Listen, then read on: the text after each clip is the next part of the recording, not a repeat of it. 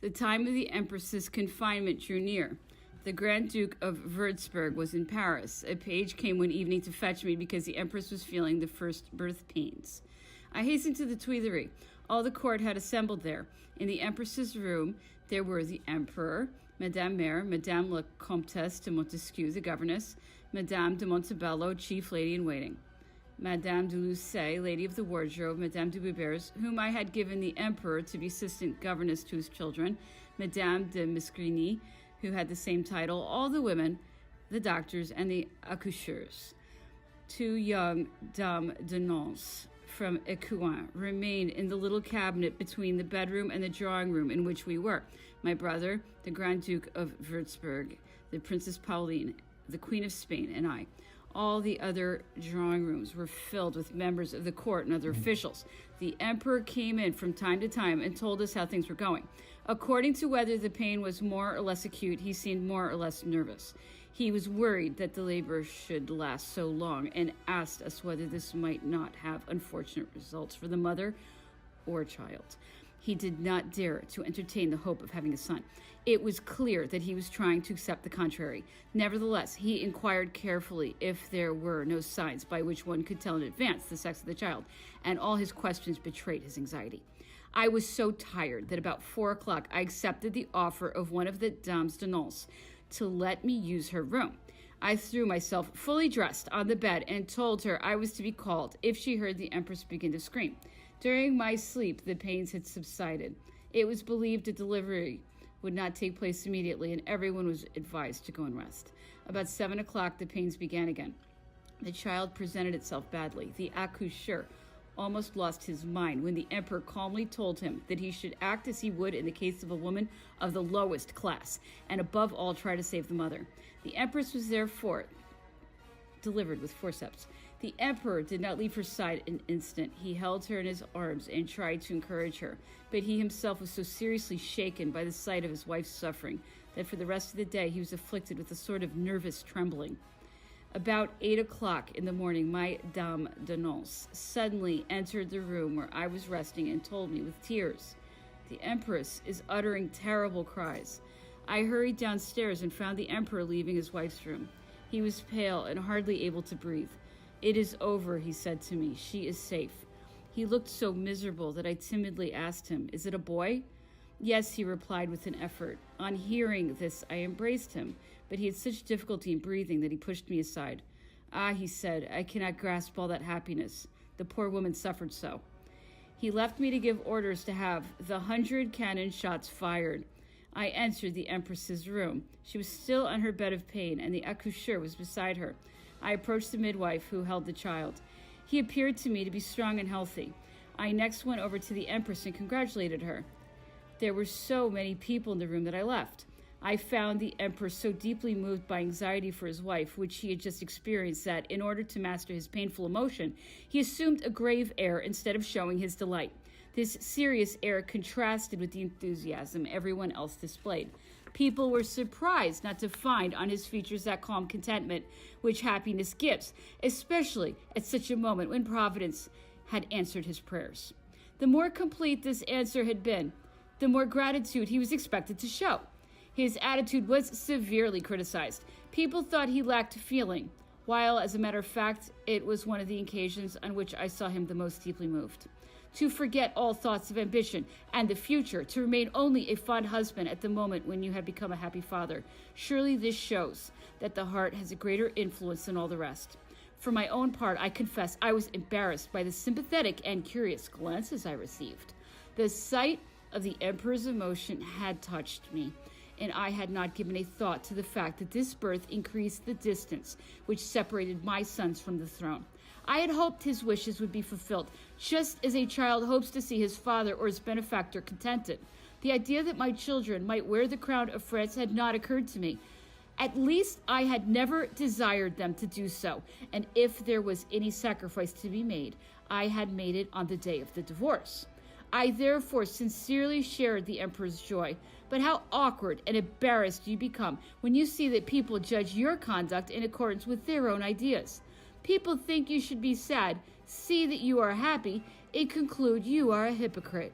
Since strangers feel the need of praising or criticizing you, you are obliged to behave as they wish you to. Hide a kind thought as you would conceal an evil one, or, if you are sincere, pay the penalty. On this occasion, I acted as I did frequently. I let myself be swayed by my feelings. I knew they were kindly ones, and from the moment I considered them nothing to be ashamed of, I paid little attention to how they might seem to others. The emperor gave his son the title King of Rome. He was baptized privately that same evening in the chapel. I was present, and 2 months later his public baptism took place at Notre Dame. The Emperor of Austria and the King of Naples were the godfathers. Madame Mère and the Queen of Naples were the godmothers. The Grand Duke de Würzburg represented the Emperor of Austria, and I was to take the place of the Queen of Naples. When Grand Marshal Duroc came and announced this to me, I refused. I felt that the Queen of Naples could have someone else represent her, and I did not care to be present at this ceremony held in the same church where my son was buried. My refusal annoyed the emperor, to whom I had not explained my reasons. He considered it extraordinary that I would not hold his son at the font. He believed I considered it beneath my dignity to act on behalf of someone else. The matter was discussed at a cabinet meeting. It was pointed out that it would not be the first time one princess took another's place, that she could not refuse to do so, that my refusal would not be accepted. The evening before the ceremony, I called on the emperor just as he was retiring. I stepped forward to beg him not to insist on my presence at the ceremony, giving as excuse that I did not feel strong enough for it. He turned away abruptly and said he had not intended to humiliate me when he did me the honor to ask me to carry his son. I returned home, oppressed in spirits and not knowing what course to pursue. Since the death of my son, I had not had the courage to enter the church of Notre Dame where his body lay. It seemed that I must now make my first visit to this place, and in the midst of a brilliant court adorned with all my diamonds, covered with flowers and giving all signs of joy, tread perhaps on that hallowed spot where his bones were lying. I did not feel I had the courage to do this. I shall not be able to control my emotion, I told Adele. Should I not avoid making a scene in public? She reminded me of the emperor's annoyance, pointing out that he would be angry with me without having understood my motives. Finally, I decided to go at once to Notre Dame, so that by visiting it alone, I might get over the shock of the first vivid impressions and have more strength to endure my feelings on the morrow.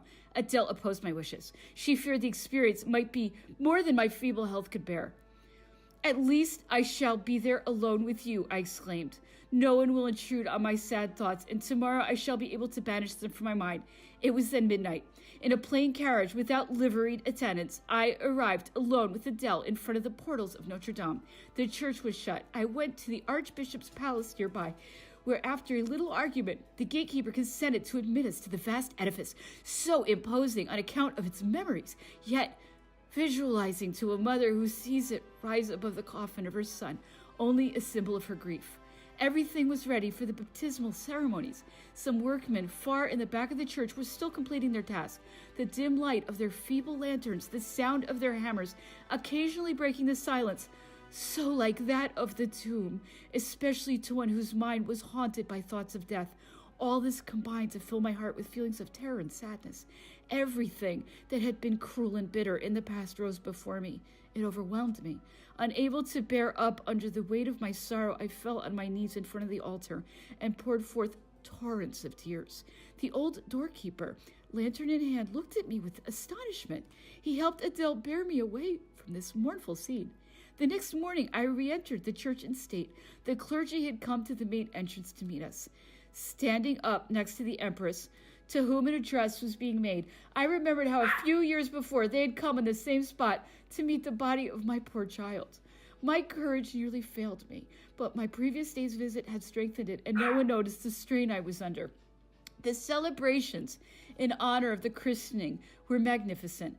I attended those held at the Hotel de Ville at Saint-Cloud. Finally, unable to stand all these ceremonies any longer, I left to take the waters at Aix-en-Savoie.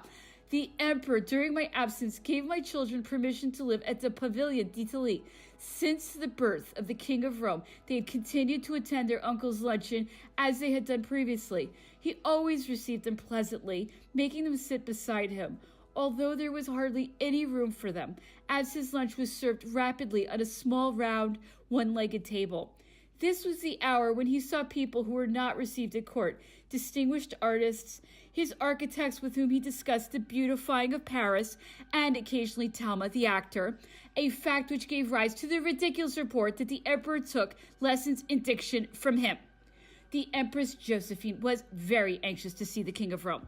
Madame de Montesquieu took him one day to Bagatelle, where she also went. She fondled him a great deal and could not refrain from weeping as she kissed him and exclaimed, "Ah, dear child, some day, perhaps you will know how much you cost me." The emperor paid my mother a visit, which pained the Empress Marie-Louise. He had, however, taken every precaution to avoid her hearing of it. Fearing to increase her uneasiness, he did not return again. The waters at Aix did me good. My brother came to see me on his way back to Italy and urged me to take advantage of being so near to make the acquaintance of his young family, but I fell ill. My brother, anxious about my health, crossed the Simplon Pass, but I was obliged to return to France without having carried out that pleasant plan. The emperor in the meanwhile had made a trip through Holland with the empress.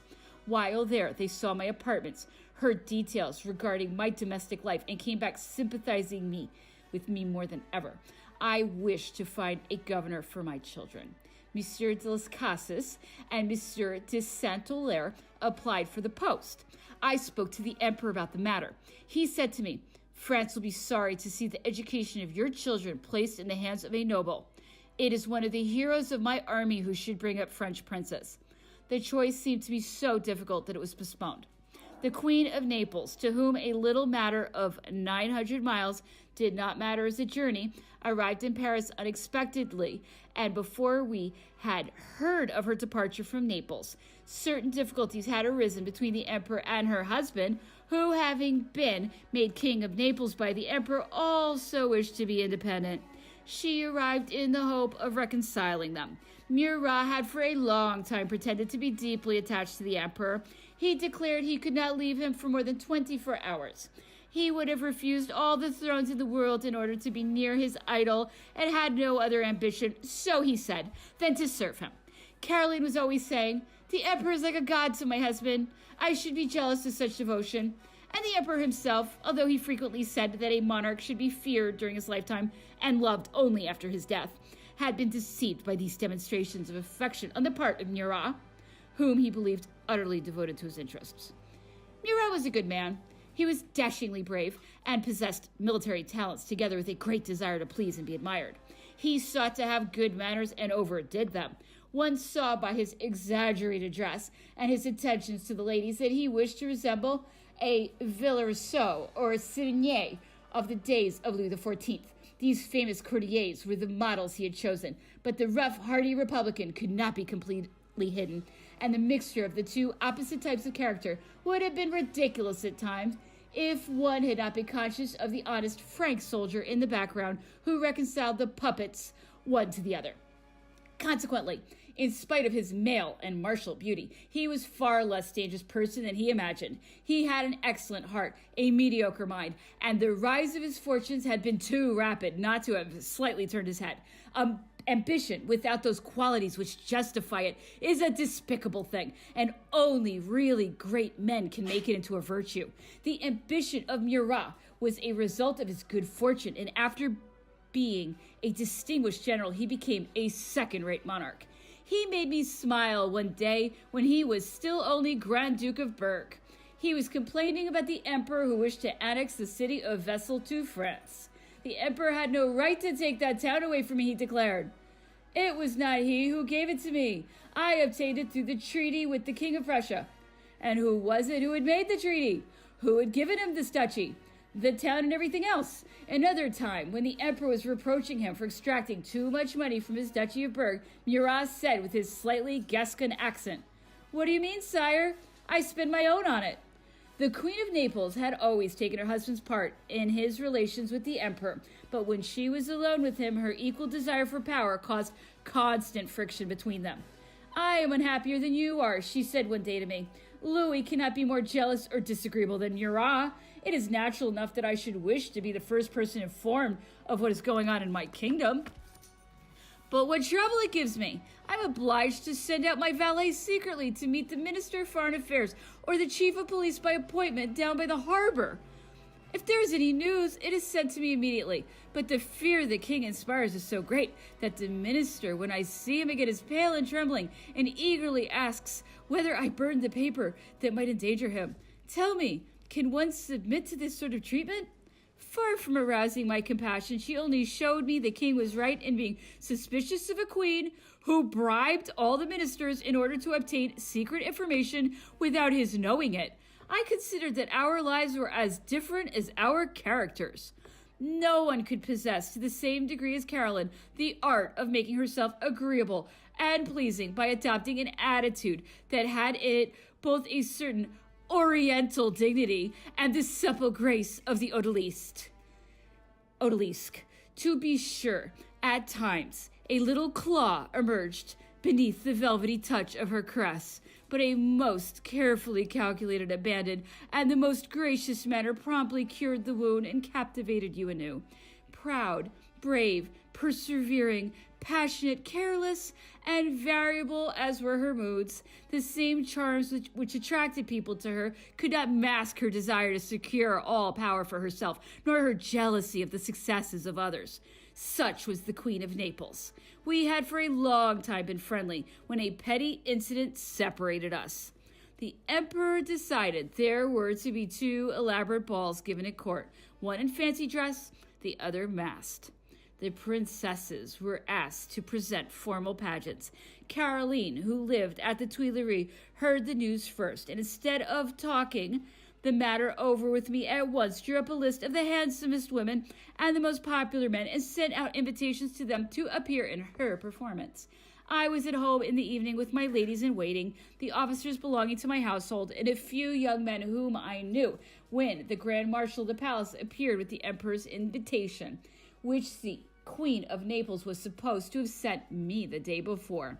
I feared the task of rehearsing and carrying out a pageant, which would greatly tire me. I wished to decline, but everyone protested against my doing so. People pointed out that it was not the Queen of Naples who should do the honors of the court of France. I should not submit to having my place taken like that, and risk at the same time angering the emperor. Moreover, my friends considered that dancing, instead of tiring me, would do me good, and they promised to take all the trouble off my shoulders. Especially, they agreed to prevent my being obliged to talk much, as that would tire me, and to carry out my orders without discussion. I allowed myself to be convinced and accepted the offers of the young men who happened to be present. Among them were Monsieur Saint-Hilaire, Germain, de Flahaut, de Canouville, and several others. They all asked to be included in my ballet and suggested that I send word immediately to the other persons I wished to include, being convinced, so they said, that the latter would prefer to be with me than with the Queen of Naples. I therefore sent out my chamberlain, who arrived at the same time as the Queen's cards of invitation. The written invitations were all refused, the verbal ones accepted. The Queen was greatly vexed and complained to the Emperor, who paid no attention to her. The court was large enough to allow both pageants to be composed of pretty women, but mine included the better dancers, and the absence of these made a difference in the general effect. The Queen of Naples, together with Princess Pauline, had decided to present an allegory representing the reunion of Rome and France. She had selected the day of the costume ball. Much to my satisfaction, I had been given that of the masked ball, which was to take place several days later. The rivalry which sprang up between the performers in the 2 pageants was really amusing. The men, even the least frivolous, took the matter seriously. People called with sincere regret to inform me that the other pageant contained many clever and winning allusions in praise of the Emperor of France, and so on. I was urged not to be in any way inferior, and to choose some allegorical subject also. I needed all the eloquence of my feeble voice to say repeatedly that we were not asked to dance in order to pay compliments to the Emperor. I knew he would not care for them, and I believed personally that society people never danced well enough to undertake and execute pas seul, which should be performed only by professional artists who are sure of their skill. Moreover, an allegory acted out by people whom one recognizes may easily seem silly, whereas the attractiveness of a society pageant lies entirely in the beauty and richness of the costumes displayed, the way in which the colors harmonize, the good taste shown in the dances performed, and the perfection of the whole spectacle.